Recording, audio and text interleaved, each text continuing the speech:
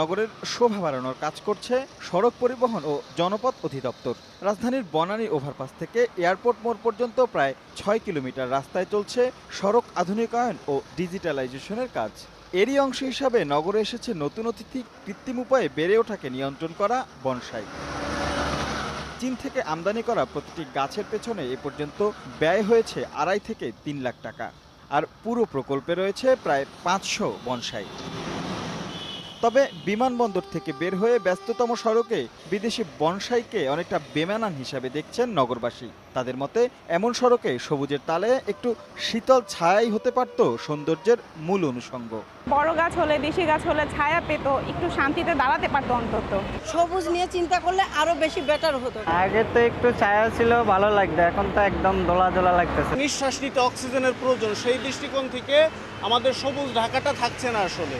শুধু প্রকৃতিই নয়, এতে অবহেলা করা হয়েছে দেশীয় সংস্কৃতিও, এমন মন্তব্য বিশেষজ্ঞদের।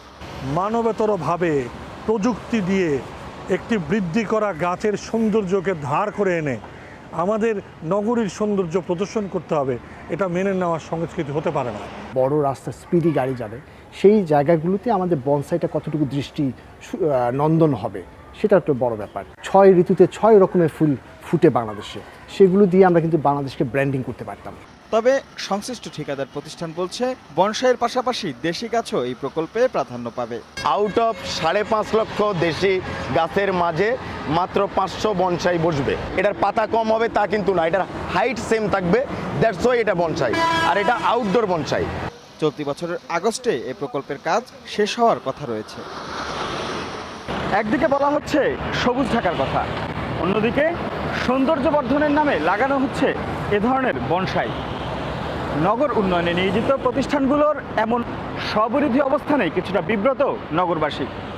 আর তাই এ ধরনের প্রকল্পগুলো হাতে নেওয়ার আগে সংশ্লিষ্ট প্রতিষ্ঠানগুলোকে আরও বেশি দায়িত্ববান হওয়ার পরামর্শ দিচ্ছেন নগর পরিকল্পনাবিদরা।